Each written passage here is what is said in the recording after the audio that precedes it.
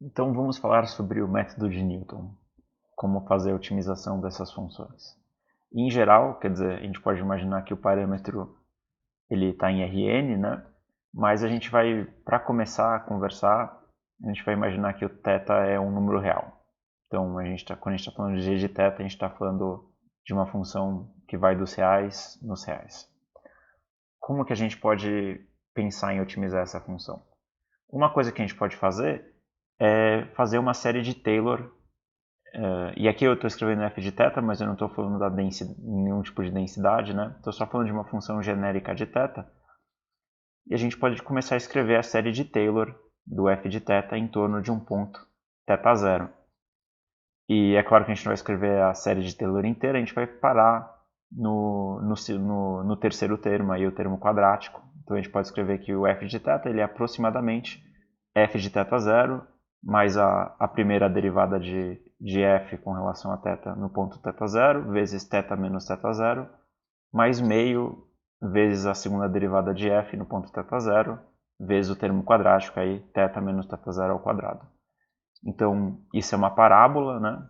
Quer dizer, apesar de ter a soma desses três termos, a gente pode ver que tem uma constante, mais um termo linear, mais uma parábola, então isso aqui vai dar uma parábola. E é claro que isso não é exatamente o f de θ, mas é uma aproximação local do f de θ ao redor de θ0. E a vantagem de fazer isso é que uma parábola é uma função simples, é uma função que a gente sabe maximizar ou minimizar, né? A gente sabe que o ponto crítico de uma parábola do tipo a vezes θ ao quadrado mais b vezes θ mais c, o ponto crítico vai acontecer em menos b sobre 2a. Então aqui eu já notei o ponto crítico dessa parábola, que é θ estrela, ele vai ser simplesmente θ0 menos a segunda derivada elevada a menos 1 vezes a primeira derivada, calculadas no ponto θ0. E se a nosso f de θ de fato fosse essa parábola, daí esse seria o ponto crítico. Mas a expansão que a gente fez em Taylor ela é incompleta, né? Ela é só uma aproximação local. Então ele só vai nos dar uma provável direção em que a gente consegue melhorar ou otimizar o nosso f de θ.